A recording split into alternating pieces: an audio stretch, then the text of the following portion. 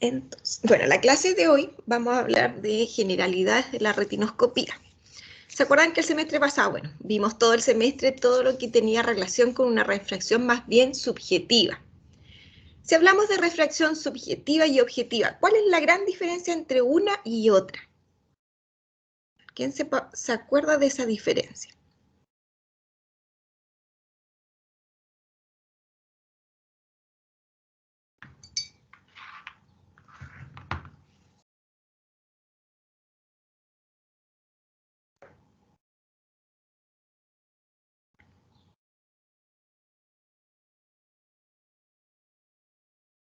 ¿De qué depende una refracción subjetiva?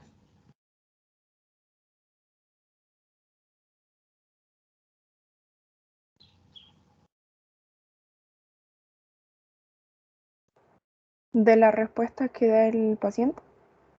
Ya, muy bien, perfecto. ¿De qué más?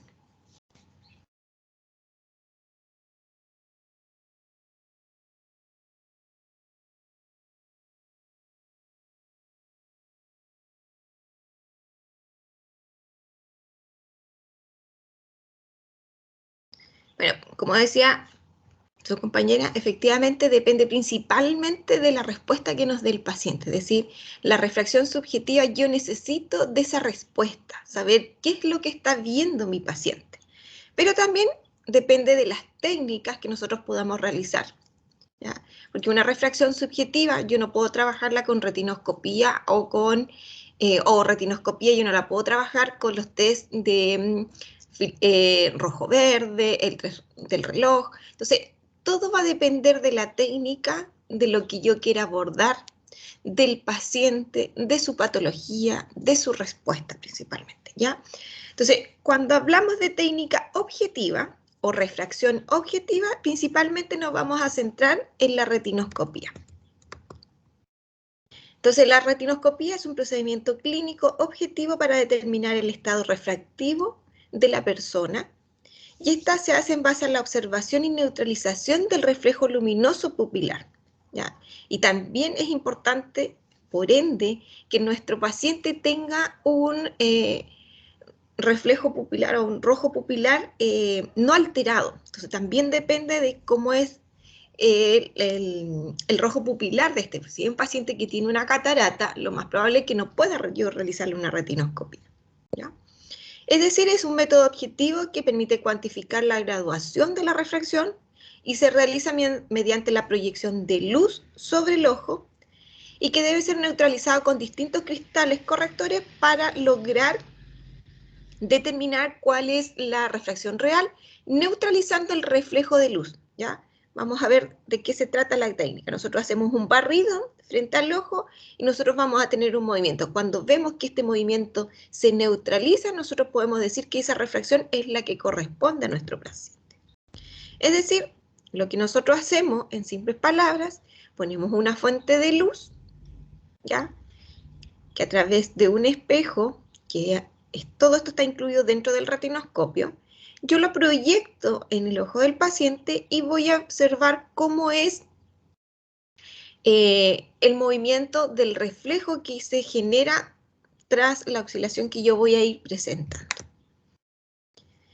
Es decir, la retinoscopia, volvemos a recordar, es un método objetivo, aporta información también importante sobre la acomodación y la transparencia de los medios, porque me va a permitir ver si es que efectivamente nuestros pacientes tienen medios transparentes o no, y si no ya son patologías asociadas, por ejemplo, alteraciones en la córnea, cristalino, que puedan estar afectando la visión de este paciente. Se ilumina la retina y se evalúan las sombras que se proyectan con la luz que yo estoy alumbrando a mi paciente. Es útil sobre todo en pacientes en los que yo quiera realizarle refracción como niños, generalmente bebés o niños menores de 3, 4 años. Se realiza más bien la retinoscopía como herramienta principal a evaluar. En pacientes ancianos que no tengan buena respuesta motora o buena respuesta subjetiva al test, en personas con discapacidad mental e incluso en pacientes con discapacidad visual, como son los pacientes con baja visión.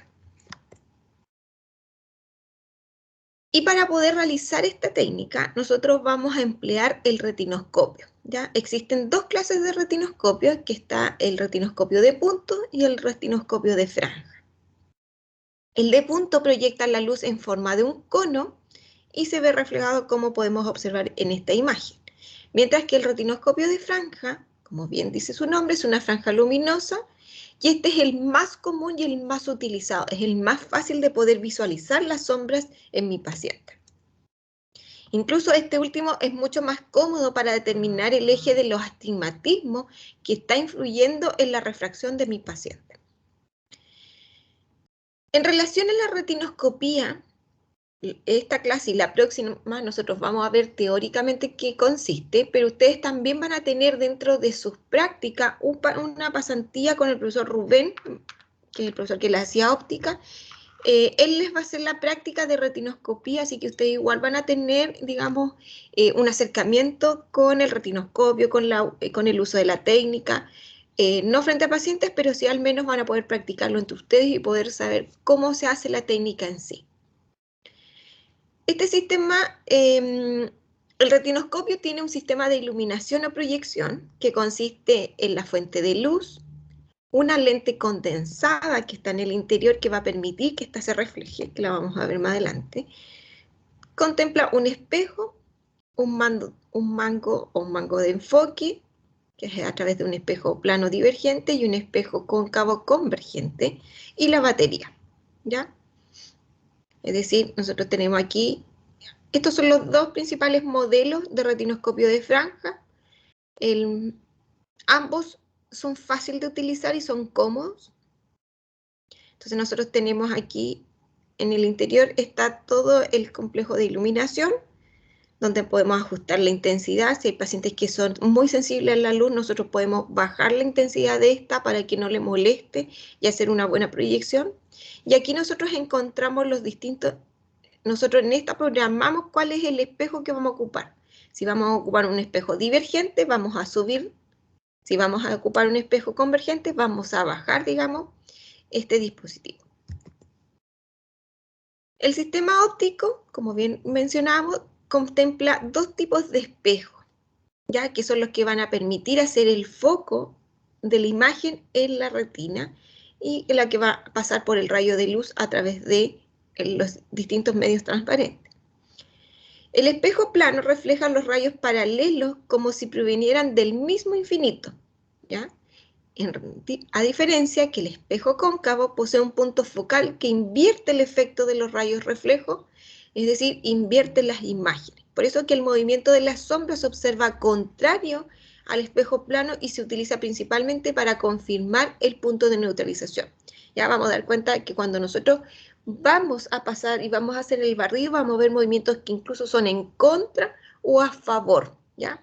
Y esos son los movimientos que nosotros vamos a ir observando cuando presentamos este reflejo en nuestro paciente.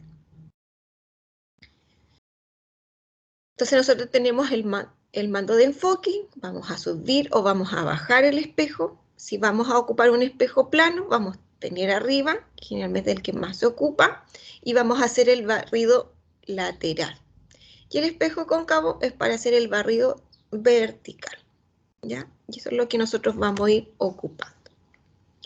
Además, este retinoscopio, además de este sistema de iluminación que vimos a través de estos dos espejos, está el sistema de observación que permite que nosotros como evaluadores podamos ver el reflejo que proviene de la retina del paciente a través de un espejo, y estos se ven afectados estos rayos de luz por la ametropía que mi paciente presente, ¿ya? Entonces aquí está mi ojo como observador y el ojo del paciente. ¿Y qué es lo que hace entonces este sistema de observación? Va a permitir que yo pueda visualizar cómo es el comportamiento de esta sombra o de estos movimientos de la luz sobre el paciente. En condiciones normales, la luz del retinoscopio se dirige hacia el paciente y se forma una imagen, que es una franja, ya en la retina del paciente y que se va a proyectar y que nosotros vamos a observar. De esta manera, en la pupila del paciente se observa el reflejo luminoso o reflejo de la retina, recibiendo el nombre de reflejo retiniano, ¿ya? Ese es el reflejo que yo voy a observar. Mientras que por fuera de la pupila también se aprecia una franja luminosa emitida por el retinoscopio, que eso ustedes deben tratar de no considerarla porque puede que a la larga les vaya a traer una distracción más que le vaya a favorecer en la evaluación. La relación entre el movimiento de estos reflejos se utiliza para determinar el estado refractivo del ojo explorado. ¿Ya? Entonces, ¿qué es lo que vamos a observar nosotros? Es lo que vemos aquí en la imagen. Nosotros vamos a proyectar la luz que viene del retinoscopio, que va a estar en nuestro ojo, hacia el ojo del paciente, y lo que nosotros vamos a observar es esta franja que está vertical, y vamos a observar cómo es el reflejo del paciente. Esta es la franja o el reflejo retiniano, o reflejo del retinoscopio, que nosotros debiéramos observar. Esta es la luz, digamos, que queda como excedente del retinoscopio que nosotros proyectamos, pero la que nosotros tenemos que observar cómo es su comportamiento es esa franja que está aquí, la del medio, ¿ya? Que está más definida, tiene como una profundidad, es un poquito más densa, ¿ya? Esto como lo que podemos observar aquí en nuestro paciente, ¿ya? Entonces, esta es la fuente de luz proyectada sobre la parte interna de la retina y la parte externa. La externa no nos vamos a preocupar qué movimientos hay, cómo es su comportamiento, nada. Nos interesa solamente la franja que está dentro de la pupila. Cómo es el comportamiento de ella, es solamente en esta la que nos vamos a fijar para poder hacer la técnica de la retinoscopia. Cuando un ojo está hemétrope, los rayos de luz van a ingresar paralelos al eje óptico, ¿ya? Entonces van a entrar directo y se van a proyectar, no va a haber muchos movimientos a observar.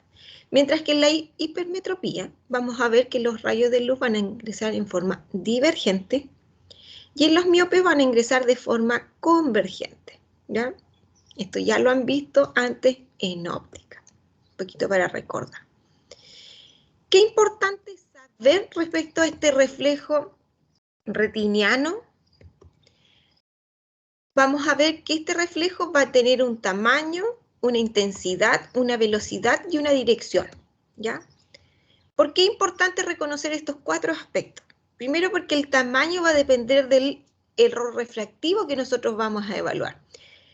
En errores refractivos altos medianos, el reflejo es mucho menor que el diámetro pupilar, ¿ya? Es mucho más delgadito, menos denso. ¿Ya? A diferencia de un ojo que está más hemétrope o que tiene refracciones muy bajas, va a ser el haz de luz va a ser mucho mayor en tamaño, ¿ya? Y eso va a permitir que el punto de neutralización se llene mucho más rápido en la pupila. La intensidad también influye. Cuando tenemos ametropías altas, la intensidad del reflejo es mucho más confuso y mucho más tenue, ¿ya? Es decir, este reflejo, cuando hablamos de tamaño, aquí vemos un tamaño medio, ¿ya? En grosor. Cuando son más altas las ametropías, cada vez es más fino, más delgado. Mientras más baja, va a ser más ancho. Y mientras más alta la ametropía, va a ser menos intenso, va a ser más borroso. Mientras más baja, se va a ver más clarito o más intenso el haz de luz. La velocidad también influye, eso es en relación al movimiento, porque como van a ver movimientos que nosotros vamos a ir observando en este barrido, vemos que en las ametropías altas, la velocidad de la sombra que yo observo en el paciente va a ser más lenta de lo que yo muevo el retinoscopio, ¿ya? En cambio, cuando estamos más cerca de la neutralización o cuando las reflexiones son más bajas, el movimiento es muy similar al que yo realizo con el retinoscopio. Es mucho más rápido, se asemeja más a lo que yo estoy movilizando en retinoscopía, ¿ya? También influye la dirección del movimiento. Tenemos sombras es decir, si yo muevo el retinoscopio, por ejemplo, hacia la izquierda, las sombras, si va hacia la izquierda, son sombras positivas. En cambio, si yo muevo el retinoscopio igual a la izquierda, pero la sombra va hacia la derecha, es decir, contraria, yo digo que son sombras contra, ¿ya? Entonces, cuando van en el mismo movimiento que yo hago, paralelo, y movimientos contra cuando van, como dice su nombre, al contrario del movimiento que yo presento. Entonces yo voy a mover el retina para acá y la sombra va a ir al otro lado, ¿ya? Entonces es importante también distinguir la dirección del movimiento. Tenemos diferentes tipos de sombras también, las sombras directas y las inversas. Las sombras directas son las sombras que están en movimiento con la franja de luz que emite el retinoscopio, es decir, son las en dirección con. Entonces las sombras directas van con. Junto con el movimiento del retinoscopio se mueve la sombra del paciente que nosotros vamos a proyectar, es decir, en la misma dirección. Y las sombras inversas también corresponden entonces a la dirección que van en contrario, en dirección opuesta a lo que yo presento en el retinoscopio, ¿ya? Entonces, aquí hay un esquema, nosotros vamos a proyectar el reflejo retiniano. Si nosotros tenemos sombras directas, es decir, que van en el mismo movimiento del retinoscopio, nosotros hablamos que son sombras que vamos a asociar a vicios de refracción como la hipermetropía, podemos decir que es un ojo hemétrope, o que tiene una miopía menor a 1,50. ¿Ya? Esas son las tres opciones que nosotros podríamos sospechar de vicios de refracción que tiene este paciente. Entonces, una hipermetropía, que el ojo es hemétrope y que tenga una miopía inferior a 1,5 de esfera o dioptrías. En cambio, cuando tenemos sombras inversas, es decir, que van en movimiento contrario al mi retinoscopio, hablamos que son sombras más bien asociadas a miopía superior a 1,50 dioptría. ¿Ya? Entonces, cuando tenemos sombras contra miopía y cuando tenemos sombras con hipermetropía o un ojo hemétrope o una miopía menor a 1,50. ¿Ya? Esas son las posibles respuestas o sombras que ustedes van a encontrar en un paciente cuando observen con el retinoscopio, ¿ya?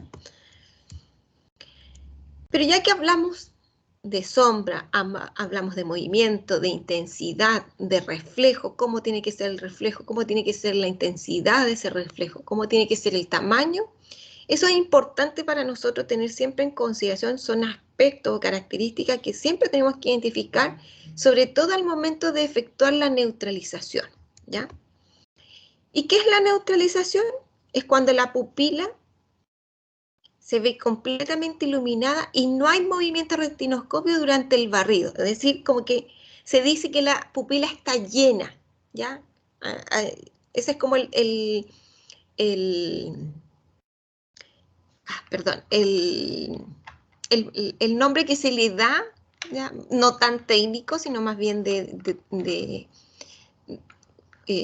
atención cuando vemos que una sombra está completamente llena, es cuando nosotros no observamos movimiento, que aunque movamos el retinoscopio, no se observa esa sombra, ya sea en movimiento con o contra, ¿ya? Se ve como que la retina o la pupila estuviera toda iluminada y muy pareja, ¿ya?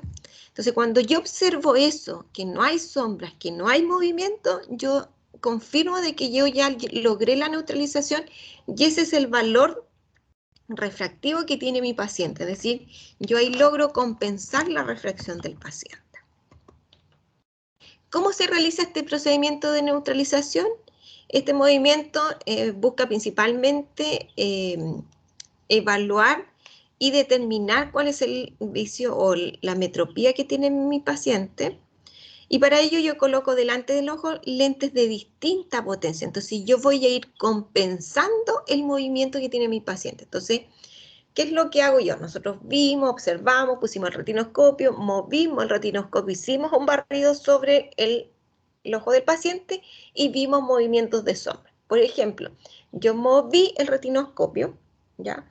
Observé cómo es ese barrido y vi que efectivamente tengo sombras, por ejemplo, contra. Entonces digo ya, movimientos sombras contra, tan contrario a mi retinoscopio.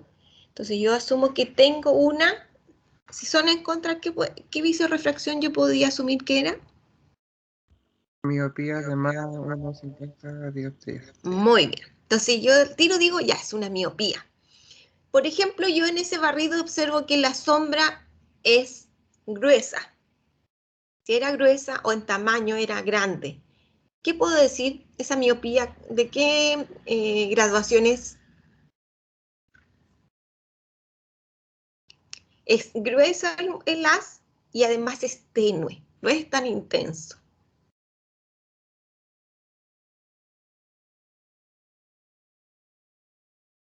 ¿Cómo asumo yo que es mi visioreflexión? ¿Cómo es esa miopía? ¿Alta o baja?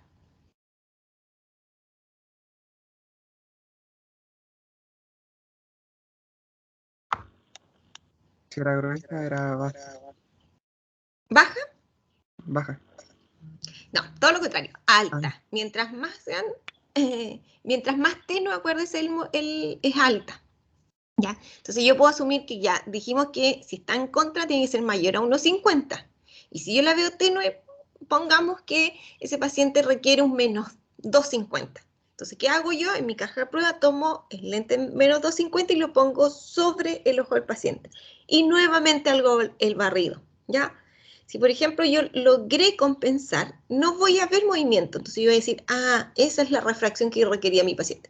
Pero si yo al mover el retinoscopio todavía observo sombras contra, ¿qué puedo suponer que tengo ahí?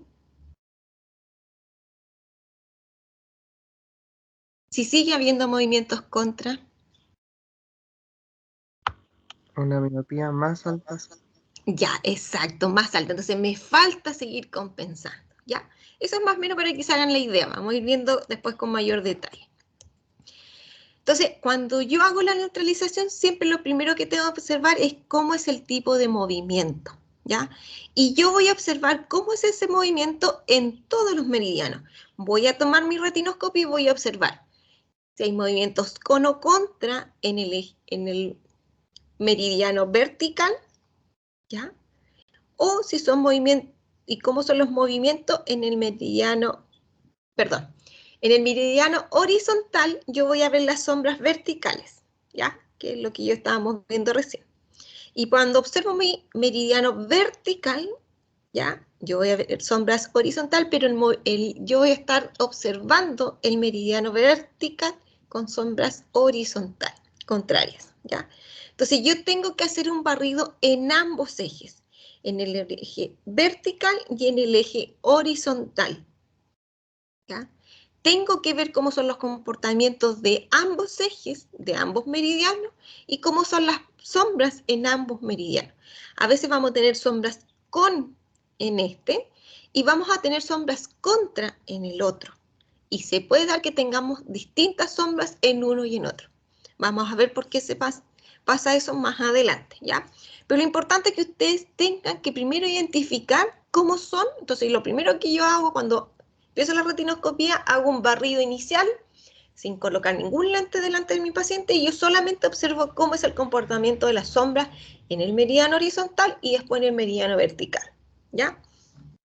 Entonces yo neutralizo un eje o un meridiano primero y después el otro. ¿Cómo se neutraliza? Primero neutralizamos el movimiento a favor, es decir, el movimiento con. Cuando hablamos a favor o con es lo mismo, ¿ya? A veces puede que escuchen ambas terminologías. Entonces, lo primero que nosotros vamos a neutralizar es el movimiento a favor, es decir, el movimiento con, en el que va en el mismo sentido, ¿ya? O podemos neutralizar primero el que es más lento. Por ejemplo, si tenemos dos movimientos con en el vertical y en el horizontal, ambos son movimientos con, es decir, a favor mío, yo siempre voy a neutralizar el más lento, es decir, el que va más lento en el movimiento a mí, que generalmente es el que corresponde a la esfera o al eje que es más alto en potencia, ¿ya? Acuérdense que los movimientos, si son más lentos, son más altos en poder refractivo, ¿ya? Una vez que yo neutralizo un meridiano, voy a neutralizar el otro, ¿ya? Neutralizo el meridiano que era más positivo, que era más lento, y después neutralizo el otro meridiano con un cilindro lo más probable negativo, ¿ya? Y ejes en un ángulo recto a la dirección del movimiento. Va a depender si está a 180 o a 90 el eje de ese astigmatismo. Ahí sí. Entonces, si un movimiento a favor o con en el mismo en un meridiano, y si tengo otro movimiento contra o inverso en el otro meridiano, lo primero que yo voy a hacer siempre es neutralizar el movimiento que está a favor, porque ese me va a corresponder a la esfera más positiva o al eje más positivo, ¿ya? Entonces yo voy a neutralizar siempre el eje que está, o el meridiano que está más positivo, es decir, el que está más a favor con ese movimiento. Luego de eso voy a pasar a neutralizar el movimiento contra, o movimiento inverso, o cilindro negativo. Y ese va a estar dependiendo en el eje que yo lo identifique, ¿ya? Por ejemplo, si yo estoy neutralizando y yo encuentro que en el meridiano horizontal están las sombras con, es decir, las que van a favor mío, yo voy a neutralizar este eje. Y lo más probable, cuando yo neutralice ese eje, pasa al meridiano vertical, voy a observar estas sombras que están en contra, ¿ya? Que corresponden al eje negativo, ¿ya? Y ese corresponde al meridiano vertical.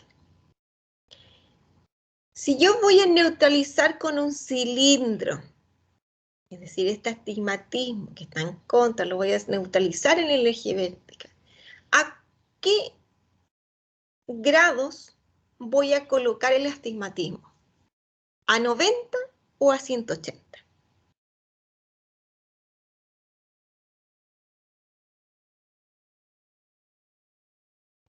A ver, ¿quién me puede decir?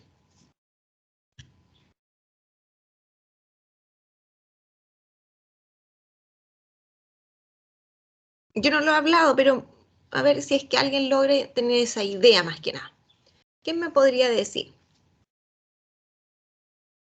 ¿En qué eje coloco esa compensación? ¿A 90 o a 180? Si yo estoy neutralizando en el eje vertical.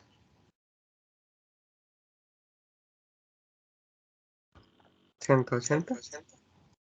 Ya. ¿Quién más dice 180 o quién dice 90?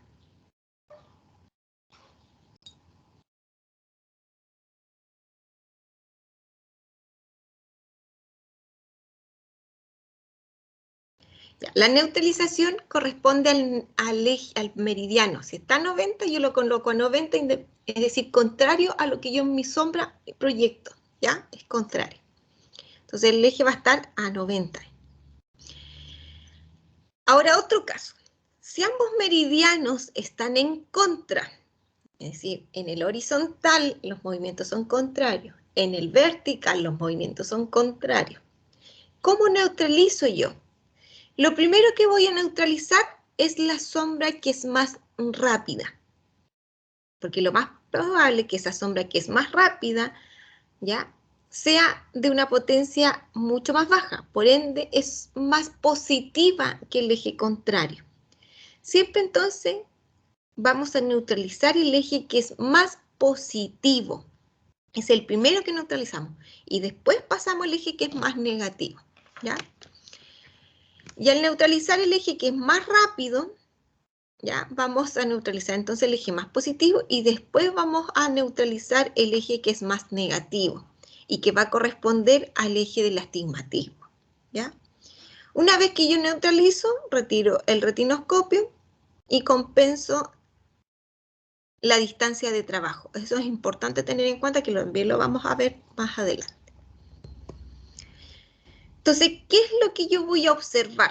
Que es lo que estábamos recién conversando. Yo me tengo que fijar, ¿ya?, ¿cómo son primero las sombras? Si son directas o son inversas. Si son a favor o son en contra. Si son con o son contra, ¿ya? Entonces, las sombras directas, que se pueden llamar directas, a favor o con. Las sombras inversas, en contra o contra, ¿ya? Cualquiera de las tres terminologías corresponden a lo mismo, ¿ya? Entonces yo primero identifico qué sombras son las que tengo. Después me voy a fijar cómo es el movimiento de esas sombras. Si es lento, es decir, va mucho más lento de mi movimiento que yo proyecto. Si es más tenue o más apagado, ¿ya? Y si es más estrecho. Si es más estrecho, si es más lento, apagado y más estrecho, yo hablo de que es una ametropía o un visioreflexión alto en potencia, ¿ya? En cambio, si es muy rápido, muy brillante y muy ancho, yo hablo de que es un visioreflexión muy bajo.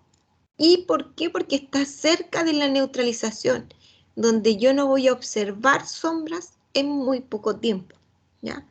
A diferencia de lo que yo observo en los extremos, que mientras más lento, más tenue y más estrecho, voy a requerir más compensación para llegar a una sombra completamente llena, a una pupila completamente llena, ¿ya? Entonces, para que primero se hagan esa idea, lo primero que hay que distinguir, cómo son las sombras, si son directas, a favor o con, si son sombras inversas, contra o en contra, y cómo es el reflejo, si es lento el movimiento, si es tenue o apagado, o si es estrecho, o si más bien es todo lo contrario, mucho más rápido, mucho más brillante y más ancho, ¿ya? Eso es lo primero que hay que identificar cuando uno hace los barridos. Una de las técnicas de retinoscopía, perdón, ¿alguien me iba a hacer alguna consulta? Usted. Yo, Dígame. por ejemplo, si fuera una graduación muy baja, por ejemplo, un 0,25, igual no sería como neutralizado, igual se vería como movido. Mira, un 0,25 uno lo va a ver casi lleno, va a ver nada de movimiento. Lo más probable es que no lo logres distinguir, es muy bajo. Aparte que un 0,25 uno nunca lo compensa, ni subjetivamente ni objetivamente, ¿ya? Es muy, muy, muy bajo esa diferencia. Vamos a ver que efectivamente, ponte tú, ya al final que uno hace toda la retinoscopía, igual uno siempre finaliza haciendo una subjetiva, viendo cuál es la diferencia más cómoda para el paciente. Acuérdense que uno siempre busca el confort visual, entonces uno siempre va a terminar neutralizando. Nos pasa lo mismo que en la subjetiva, todos estos movimientos o estas neutralizaciones se van a hacer monocular. Entonces yo voy a primero refractar un ojo, después voy a refractar el otro y lo más probable es que después tenga que hacer una visión binocular y ahí compensar el confort visual.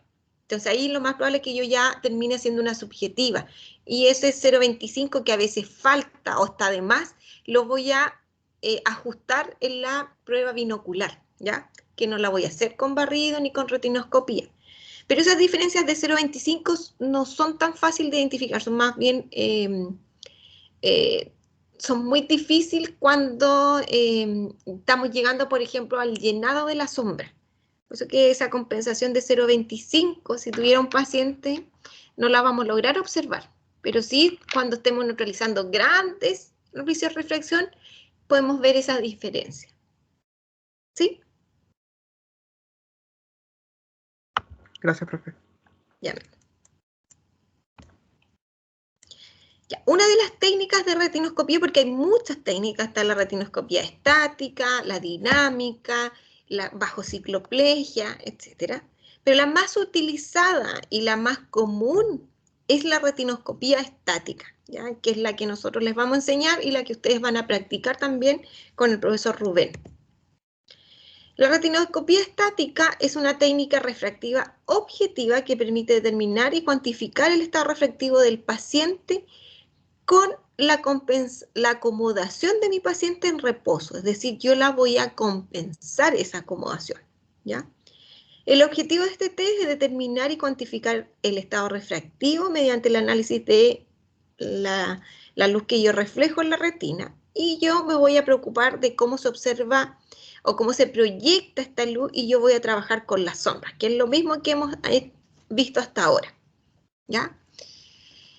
Es obligatorio el cumplimiento de todos los pacientes de una optometría lo más integral, Ya, evitar pacientes con estrabismo. Lo más probable, cuando tengamos pacientes con estrabismo, nosotros no vamos a poder hacer retinoscopía de ningún tipo, ¿ya? Porque las sombras no son confiables por la desviación que tiene mi paciente. Así que si tienen pacientes con estrabismo, no es la mejor alternativa una retinoscopía. Para la retinoscopía estática, yo voy a requerir un retinoscopio de franja, un foróptero o caja de prueba, la montura de prueba, una rejilla de quiascopía y un punto de fijación luminoso para que el paciente pueda observar, ¿ya? Es decir, una montura de prueba, el foróptero, caja de prueba y las rejillas de quiascopía, ¿ya? Más el retinoscopio que ya lo vimos al inicio. ¿Cuál es el procedimiento que yo voy a realizar? Lo primero es sentar a mi paciente lo más cómodamente posible en una silla y ojalá que siempre esté acomodado con la espalda bien atrás, lo más recto posible. Sentar al paciente apoyado, ojalá su cabeza sobre un soporte, si tenemos estas sillas con respaldo, que ojalá el paciente quede lo más cómodo. Ajustar la altura de la silla de tal manera que los ojos del paciente estén a la misma altura del ojo del examinador. ¿Ya? Eso es súper importante. A veces hay pacientes que son mucho más altos que nosotros, ojalá nosotros tener estas sillas que son regulables. Entonces la idea es que siempre mi ojo esté a la misma altura del ojo del paciente, porque de mi observación depende la refracción, ¿ya? Este procedimiento debe hacerse sin corrección óptica con ambos ojos abiertos, ¿ya? El paciente en ningún minuto lo cierra. Se coloca un punto de fijación luminoso a 6 metros de distancia, es decir, ustedes colocan su proyector, van a colocar su optotipo en proyectado y el paciente va a observar esa imagen. Y se pide al paciente que mantenga ambos ojos abiertos todo el proceso, mirando siempre ese punto de fijación lo más lejano posible, es decir, sobre el infinito óptico, sobre los 6 metros. Bueno, sabemos que hay proyectores que están programados a 4 metros. Bueno, si tienen un proyector a 4 metros, a 4 metros de distancia, pero siempre lo más lejano posible. Lo primero que yo hago es cojo la distancia de trabajo mía frente al paciente, es decir, lo más aconsejable o lo más, la técnica más utilizada es sentar al paciente a la distancia de mi brazo, ¿ya? Lo que es largo de mi brazo, a esa distancia es lo que yo debo estar de mi paciente, de separación. O, bueno, una distancia que ustedes se sientan más cómodos, pero generalmente se ocupa esa porque uno mantiene constante esa distancia. En cambio, cuando a veces son distancias más cortas, uno a veces tiende a acercarse o alejarse más. En cambio, uno con el largo del brazo mantiene una distancia más constante. Esta distancia se debe compensar del resultado final por medio de la refracción que nosotros vamos a proyectar en el lente del retinoscopio. Entonces, ¿qué es lo que yo hago? Por ejemplo, si mi largo del brazo o mi distancia de trabajo entre el paciente y yo es de 66 centímetros, yo lo primero que tengo que hacer antes de comenzar a refractar a mi paciente es compensar su acomodación. ¿Y qué es lo que hago? Yo pongo sobre la montura un lente más 1,50. Entonces, ¿qué es lo que yo hago? Anulo su compensación de cerca, ¿ya? Si yo estoy a 50 centímetros del paciente, un más 2. Si yo estoy a 40 centímetros, un más 2,50. Generalmente la distancia de mi brazo, por lo general, es de 50 centímetros. Es decir, se asume que por lo general, bueno, ustedes van a después tener esa medida objetiva, es de más 2. Entonces, uno, ¿qué es lo que hace? Lo primero es colocar un más 2 antes de comenzar la neutralización de la sombra. Entonces, lo que yo hago es compensar la acomodación de mi paciente para que ésta no influya en la refracción final. Y una vez que yo determino esa distancia, compenso esa acomodación, ¿ya? Entonces mi ojo o el ojo de mi paciente está listo para comenzar a ser refractado. ¿Y qué es lo que yo hago? Y aquí es importante. Si yo voy a examinar el ojo derecho del paciente, yo lo voy a hacer con mi ojo derecho, ¿ya? Ojo derecho con ojo derecho. Ojo izquierdo con ojo izquierdo, ¿ya? Siempre es el mismo ojo de compensación. ¿Por qué? Porque si yo hago el ojo contrario, lo más probable es que yo con mi cabeza obstruya la visión del paciente y no le permita una buena visualización, ¿ya? Y posteriormente que yo termino la neutralización, lo que yo compensé, por ejemplo, si mi paciente queda con una refracción de más 5, una hipermetropía de más 5, y yo le compensé con un más 2, ¿cuál es la refracción final de ese paciente?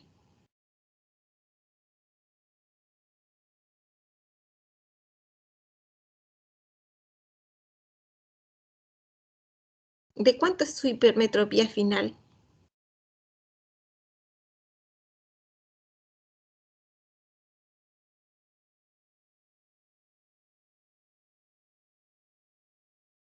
Si yo sumo, quedan 3, y yo le tengo que restar la compensación. Si eran 5, y yo sé que neutralicé con un más 2, ¿con cuánto entonces queda la hipermetropía de ese paciente? De un más 3, ¿ya? Entonces yo siempre al final tengo que restar lo que yo compensé al inicio. Entonces, lo primero es determinar la distancia de trabajo y compensar la acomodación. Luego de eso, yo tengo que utilizar la luz del ambiente lo más reducida posible. Nosotros aquí trabajamos en casi a visión escotópica, ya sin luz. La única luz que está encendida es la del proyector. No trabajamos generalmente con más luz que esa. Y después continuamos con un foróptero, la montura de prueba. Ustedes van a trabajar con montura de prueba, van a ajustar la silla de tal manera que el ojo del paciente quede a la misma altura de sus ojos, van a colocar la montura sobre el paciente, van a colocar la compensación de la distancia, ¿ya? Que lo más probable sea el lente positivo de más 2, y una vez que ustedes hagan todo eso, recién ahí le van a pedir a su paciente que mire la letra E equivalente al 20-200, que es la letra más grande del optotipo, que va a estar proyectada al final. Y ahí recién van a comenzar ustedes a hacer su evaluación con el retinoscopio. Entonces lo que van a hacer, van a colocarse ustedes frente al paciente en el eje visual, ojo derecho mío con el ojo derecho del paciente, y yo voy a comenzar a presentar la franja de luz para conocer cómo es el barrido, cómo son las sombras en el eje en el meridiano vertical, horizontal, y después en el meridiano vertical. ¿Ya? Son movimientos suaves que uno hace con el retinoscopio para ir observando cómo es el movimiento de las sombras en ambos ejes o en ambos meridianos, ¿ya? Entonces yo solamente hago el movimiento meridiano horizontal, meridiano vertical. Una vez que yo determino cómo son las sombras, la dirección de las sombras que acompañan, y esas sombras yo tengo que identificar, acuérdense, cómo es la velocidad, cómo es el tamaño, si es ancho, si es más delgado, si la velocidad es más rápido, el movimiento es más lento, o si la intensidad son más tenue o son más brillantes. Tengo que fijarme al tiro también en eso, en la sombra. Una vez que yo determine eso, siempre voy a comenzar la compensación del eje que yo sienta que es el más positivo. Entonces siempre voy a pensar con los lentes positivos la compensación, ¿ya? Es decir, en el eje en que yo observo las sombras que son con o a favor o en el mismo sentido del retinoscopio. Entonces, en ese caso correspondería a una hipermetropía o una miopía muy baja. Y posteriormente los lentes esféricos o cilíndricos negativos si el movimiento es en contra del retinoscopio. Existen dos formas de neutralización, esfera por esfera o esfera por cilindro, ¿ya? La primera, que se llama esfera por esfera, lo que yo hago es neutralizar primero el lente más positivo de la esfera, ¿ya? Y el eje del astigmatismo, la diferencia que existe entre la esfera más positiva y la menos positiva, ¿ya? Eso se llama esfera por esfera. Pero la más utilizada es la esfera por cilindro, que es la que ustedes van a ocupar y es la que yo les voy a presentar ahora. La neutralización de esfera por cilindro, lo primero que yo hago es, si todos los minutos observo cómo son los comportamientos de la sombra en ambos meridianos.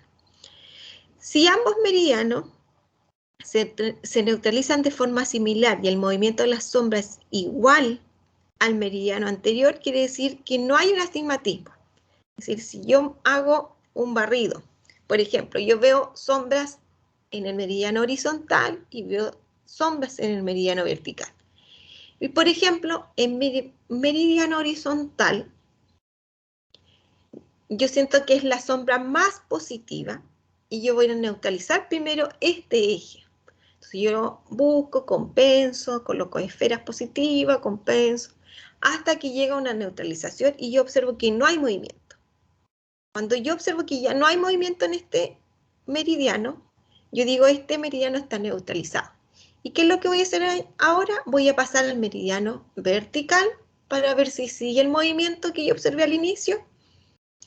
Si no hay movimiento en este eje, es porque el paciente tiene solamente un vicio de refracción asociado a una esfera. Solamente tiene esfera, no tiene astigmatismo asociado. Entonces el paciente corresponde solamente a un componente esférico, por ejemplo, una hipermetropía única, pura, ¿ya? Entonces el movimiento que yo observo en el meridiano horizontal neutralizado va a ser el mismo que yo voy a observar en el meridiano vertical, que también va a estar neutralizado. Entonces, si en ambos meridianos se neutralizan al mismo poder refractivo, el defecto es solamente esférico. En cambio, si hay un movimiento contra que adiciona ya en uno de los ejes, en el cual yo tengo que adicionar cilindros negativos en el meridiano horizontal, yo hablo de que tengo un astigmatismo contra la regla. Es decir, si se neutraliza el cilindro negativo en el eje horizontal, que es el barrido que yo voy a hacer, ¿ya? Meridiano horizontal, ¿ya? Hablo de un astigmatismo con la regla, es decir, a favor de la regla. En cambio, si existe un meridiano, si existe un movimiento de un cilindro negativo en el meridiano vertical, vamos a hablar de que existe un astigmatismo contra la regla, que es a 90 grados. Pero si yo el movimiento o el astigmatismo no lo encuentro ni en el meridiano horizontal, que es a favor de la regla, ni en el meridiano vertical, que es contra la regla, entonces yo asumo que lo que yo tengo en ese paciente es un astigmatismo irregular u oblicuo, que lo más probable esté en alguno de los ejes que no sea ni el de 90 ni el de 180, ¿ya?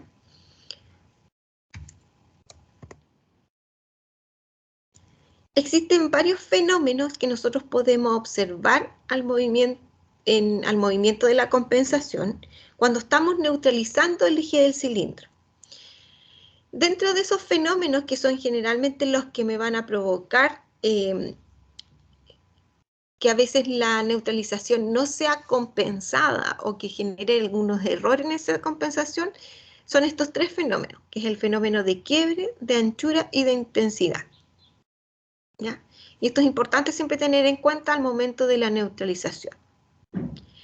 El fenómeno de quiebre se dice que es el fenómeno cuando la banda de la luz del retinoscopio no coincide con la luz del eje del retinoscopio. Es decir, yo estoy presentando la luz del retinoscopio en el meridiano horizontal, y por ende la luz va a estar vertical, y yo observo, como ven aquí en la imagen, como ven en esta imagen, que yo al hacer el barrido en el meridiano vertical, yo veo que la sombra está así, está oblicua. Entonces yo hago el movimiento y la sombra se mueve en otro sentido, no hace ni en el meridiano horizontal ni en el vertical, sino que está oblicua. Y lo que yo tengo que hacer es girar la banda del retinoscopio y ponerla en el mismo eje paralela a la sombra para hacer la compensación. Y ahí corresponde entonces a la compensación de un astigmatismo irregular. ¿Ya? Entonces, ¿qué es lo que hago? Yo giro la banda del retinoscopio en el mismo retinoscopio, hago el movimiento y llego a la compensación paralela al mismo eje en que yo encuentro la sombra. ¿Ya? Ese es el fenómeno de quiebre. El fenómeno de anchura corresponde al reflejo retiniano, aparece en ambos más estrecho cuando coincide con la dirección del eje del cilindro. ¿Ya? Mientras más estrecho, ¿ya?, va a corresponder al eje que corresponde al cilindro. El fenómeno de intensidad corresponde al reflejo retiniano, aparece más brillante cuando coincide con el eje del cilindro. Y el fenómeno de inclinación, cuando este está en la orientación correcta y mueve ligeramente la franja, buscando que se ponga en paralelo también al eje retiniano. Todos esos fenómenos son los que influyen en la compensación del eje del cilindro, ¿ya?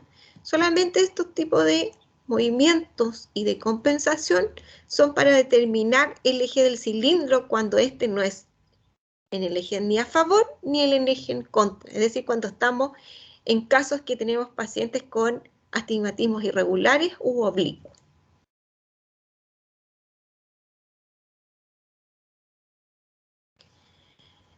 Se dice que hay ciertos casos en que yo puedo dudar de una retinoscopía, es decir, que son los casos especiales en que yo siempre tengo que tener cuidado de cómo son los movimientos en que yo observo de la sombra. Estos casos especiales, por ejemplo, son los que me van a generar confusión en ametropías, sobre todo elevadas, y que generalmente me van a llevar a dificultades para buscar el punto de neutralización. Cuando son muy elevadas, estos vicios de refracción, cuesta mucho determinar al inicio cuál es el eje de neutralización. ¿Ya? Otro caso que me va a generar errores en la compensación y en la neutralización son cuando yo no logro compensar la acomodación de mi paciente. Es decir, no coloqué, es decir, yo no estoy trabajando ni a la distancia correcta, lo más probable, a veces me acerqué o a veces me alejé, y por ende la compensación de la acomodación no es la correcta. Entonces, lo más probable es que el lente que yo antes puse, que era un +2 para 50 centímetros, y si yo estoy trabajando a 40, en realidad lo que yo requería compensar era un 2,50, no 2. Entonces, ¿qué va a pasar? Que el iris va a empezar a trabajar y va a empezar a compensar, a buscar esa fluctuación, y me va a generar errores a la larga en la compensación de este astigmatismo. Entonces, importante mantener siempre la distancia de trabajo para la compensación que ustedes determinaron al inicio. ¿Qué más puede generar errores? Cuando mis pacientes no tienen pupilas que son normales. Por ejemplo, pacientes con midriasis van a generar mayores aberraciones esféricas, ¿ya? Lo más probable es que yo sobrecorrija o más que nada siempre se van a sobrecorregir estas ametropías, estas esferas, de lo que realmente requiere mi paciente, ¿ya? Porque lo más probable es que esos reflejos se vean mucho más borrosos y más claros de lo que son. Mientras que los pacientes que son mióticos va a producir mayor confundidad del foco, ¿ya? Porque los haz de luz que yo quiero observar, el reflejo de la sombra, va a ser mucho más difícil, va a dificultarse más en esa observación, ¿ya? Va a costar más observar esa sombra. Entonces, aquí hay que tener mucho cuidado de cómo es la pupila de mi paciente. Influye mucho cómo es el comportamiento de la pupila. También hay un fenómeno que genera mucho error, que son las sombras en tijeras. Y estas se producen principalmente por deformaciones que están en la córnea, ¿ya? Y las sombras que yo observo, efectivamente, en vez de estar uno en vez de observar la sombra que está estiradita, ya sea horizontal o vertical, uno generalmente observa el haz de luz completo, lo que observa es que en algún punto la sombra que venía completamente derecha se genera así, como un quiebre y se parece tal cual las puntas de una tijera, y se observan así las sombras, ¿ya? Y eso se debe porque hay una deformación en la córnea que está afectando y por ende yo no puedo refractar a ese paciente. Podemos tener sospechas de queratocono o cicatrices corneales que tenga mi paciente, entonces yo no puedo hacer una buena observación de la sombra. Por eso que yo les decía, cuando tenemos que hacer una retinoscopia tenemos que fijarnos muy bien en cómo es la pupila de mi paciente, cómo son los medios transparentes de mi paciente y cómo es la córnea de mi paciente. Si tiene una deformación corneal no voy a poder yo realizar una buena retinoscopia. También pueden generar algunos errores, algunas aberraciones esféricas que puedo yo observar. Y estas se producen principalmente cuando un reflejo en la porción central de la sombra no es correcta, ¿ya? Y va a generar movimientos opuestos o distractores. Efectivamente yo, por ejemplo, estoy neutralizando, va bien, va todo con mis sombras a favor y de repente se genera un quiebre, va a ir en contra, pero después vuelve a favor, después vuelve en contra. Entonces como que me generan esas alteraciones que son irregulares y eso se debe principalmente porque la porción periférica del ojo tiende a tener un poder refractivo mayor que la central. Por eso que es importante siempre solamente considerar la porción de la sombra que está al centro, no las esféricas, ¿ya? Uno siempre tiene que preocuparse cómo es el movimiento de la sombra que está al centro de la pupila. Bueno, aquí está el reflejo en tijeras, las sombras en tijeras que vimos al inicio. En vez de verse una sombra completamente dentro de la pupila, se observa una sombra en esa dirección, tal cual como las puntas de una tijera. Y eso se debe a astigmatismos irregulares debido a causas principalmente causadas por una alteración en la córnea, ya sea por un queratocono o una cicatriz corneal. Y esos pacientes en realidad refractarlos con retinoscopía es muy complejo. Ahí lo más importante es derivar oportunamente a ese paciente a un estudio para ver cómo está su córnea y poder ver una buena refracción o un buen tratamiento desde la parte oftalmológica. ¿Qué nos puede generar errores en la retinoscopía? Que el paciente no esté mirando los 6 metros, no esté compensada su acomodación, por lo cual siempre me va a generar valores más positivos de lo normal. Que el examinador, es decir, nosotros no estemos a la distancia correcta de compensación, ya sea nos acerquemos o nos alejemos del paciente. Que el paciente tenga una pupila más bien miótica. El tiempo de realizar el test, en realidad hay que hacerlo más eficiente, tal cual como lo hacemos con el test subjetivo. Tenemos que ser muy rápido en la técnica porque el estar todo el rato alumbrando la pupila del paciente, el paciente se fatiga mucho más rápido, ¿ya? Entonces se cansa más rápido y después empieza a dar falsos positivos, ¿ya? ¿No? Empieza a seguir habiendo más sombra, más movimiento y es porque el paciente ya está agotado. Trabajar con un mismo sistema siempre. Si van a trabajar con foróptero, de inicio a fin con el foróptero. Si van a trabajar con montura y lente, de inicio a fin, ¿ya? No hacer cambios intermedios porque eso también va a alterar la compensación del paciente. Si tenemos sombras oblicuas o las sombras en tijeras, también vamos a tener problemas en la observación y va a alterar la refracción de mi paciente. Y la metropía, y si no está corregida en el observador, nosotros, es decir, nosotros si usamos lentes, tenemos que hacer la retinoscopía con nuestros lentes, siempre compensada nuestra metropía.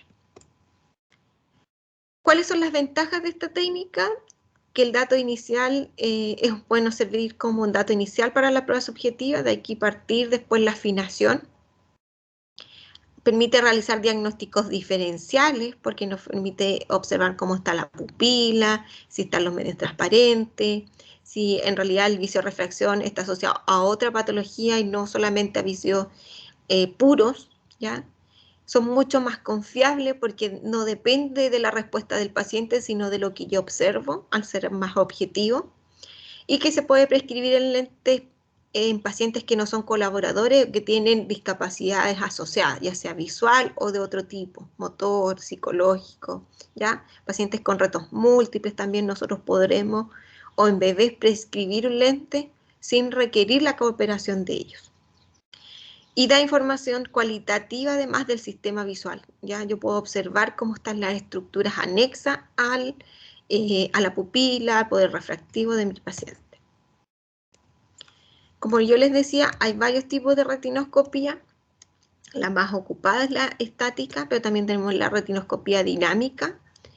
Esta se caracteriza principalmente porque trabajamos en base a la acomodación del paciente, ¿ya? Por lo cual la dioptría que se indica o la que yo obtengo es la total, no la que está, la base, la que está sin la acomodación de mi paciente. Generalmente se ocupa para casos más bien especiales, cuando nosotros queremos trabajar con la acomodación del paciente, por ejemplo, en pacientes que tienen heteroforia, que tienen endotropia acomodativa, puede ser una de las técnicas más utilizadas, pero en realidad a veces da mucho falso positivo y no es muy fidedigna, no es muy confiable su respuesta, no es tan utilizada. Y la otra es la retinoscopía bajo cicloplegia, que esa sí o sí hay que hacerla cuando trabajamos con niños. Al igual cuando hacemos la refracción subjetiva, necesitamos hacer la cicloplegia. Con eso nosotros lo que buscamos es paralizar la acomodación total del paciente. Es un test mucho más objetivo para determinar y cuantificar el error refractivo. Y se utiliza principalmente en pacientes que tienen hipermetropías latentes, en estrabismo acomodativo y en pacientes que son menores a 15 años o 9 años, ¿ya?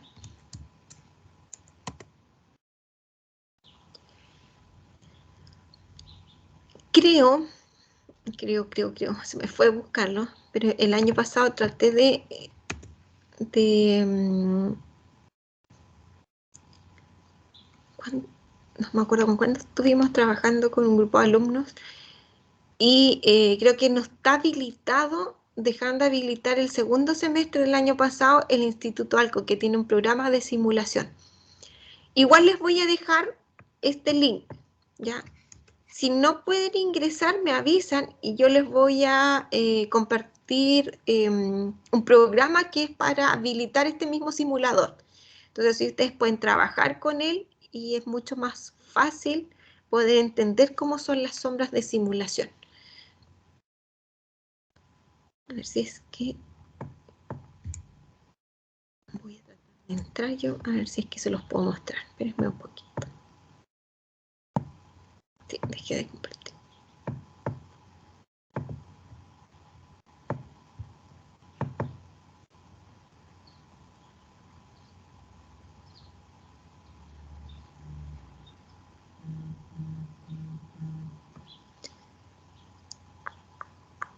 Chicos, les propongo algo.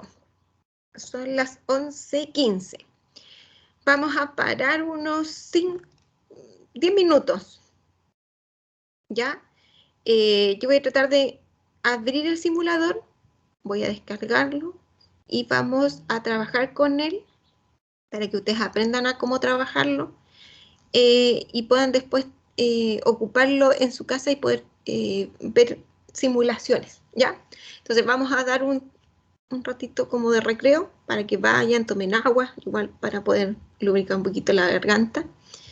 Y nos volvemos a encontrar a las 11:30 y vamos a trabajar con el simulador, ¿ya? Voy a parar la grabación.